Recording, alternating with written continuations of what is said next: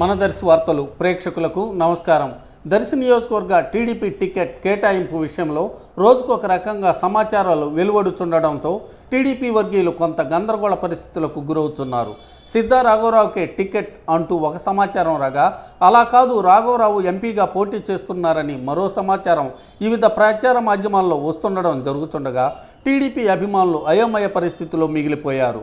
జాబితా మాత్రం అధికారికంగా ఇంకనూ విడుదల కాకపోవటం విశేషం. ఇటువంటి పరిస్థితులు నెలకొనగా మంత్రి సిద్ధా రాఘవరావు బుధవారం దర్శిలోని పార్టీ కార్యాలయం వద్దకు రాగా అభిమానులు ఆయనను చుట్టూ చేరి దర్శి నుంచి మీరే పోటీ చేయాలని, లేకుంటే మేము బ్రతకలేమంటూ ఆవేదన వ్యక్తం చేశారు. మరికొందరు ఓవర్ హెడ్ ట్యాంక్ మీదకు ఎక్కి దూకుతామంటూ వారి ఆందోళన వ్యక్తం చేశారు. ఇటువంటి పరిస్థితులు జరుగుతుండగా మంత్రివర్యులు కార్యకర్తలను శాంతపరుస్తూ వారిని ఉద్దేశించి ప్రసంగించడం జరిగింది.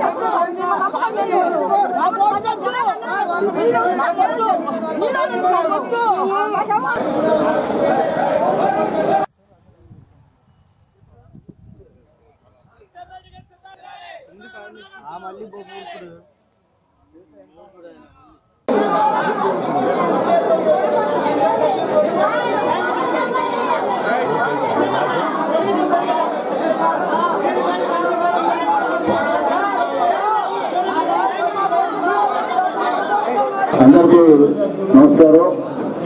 మీ అభిమానం, మీ ప్రేమ చాలా సంతోషం. నాకు నేను చూస్తే నాకు చాలా బాధగా ఉంది.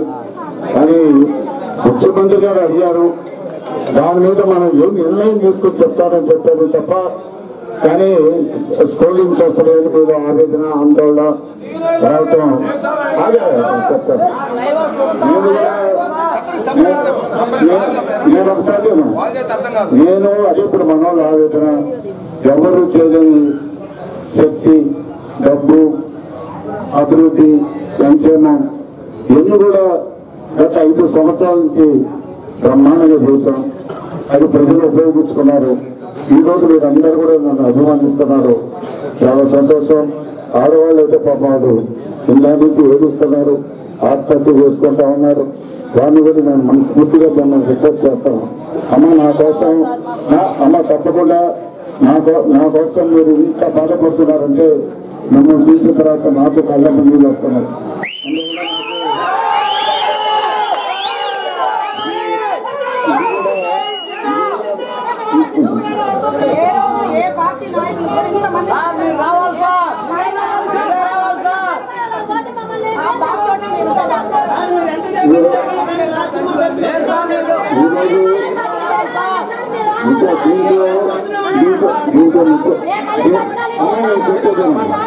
ముఖ్యమంత్రి గారు కూడా ఒక క్యాండిడేట్ గా నువ్వైతే గెలుస్తావనే ఉద్దేశంతో వారు అడగటం జరిగిందే తప్ప వ్యక్తిగాను బలవంతం చేసి ముఖ్యమంత్రిగా తప్పుకోవడం లేదు. అంటే జిల్లాలో ఒంగోలు పార్లమెంట్ గెలవాలంటే మీకు సాధ్యం. ఒక నాయకుడిగా దర్శిలో ఆదరాభిమానాలు గురించారు. అక్కడ ముఖ్యమంత్రి గారు కూడా ఒక జిల్లా నాయకత్వానికి మీరే సూటబుల్ అన్నారంటే నాకు చాలా సంతోషం. ఎందుకంటే అక్కడైతే గెలవం, కొంతమంది సీట్లు కావాలంటే ఇచ్చే పరిస్థితి లేదు. అటువంటి నేను అడగకుండా అన్నీ వస్తాను, కానీ అది కూడా నేను అందరూ ఆశిస్తున్నాను. కానీ ఈరోజు నేను వెళ్తానని మీకు చెప్పట్లేదు. మీరైతే మొత్తం కూడా వెళ్తున్నారని చెప్పి మీరు ఆందోళన చెప్తున్నారు. నేను విషయాలు కొన్ని నాయకులు చెప్పాను, నాయకులు అన్ని విషయాలు మాట్లాడే దృష్టి తీసుకొస్తారు కాబట్టి మనం నిర్ణయం తీసుకుంటాం.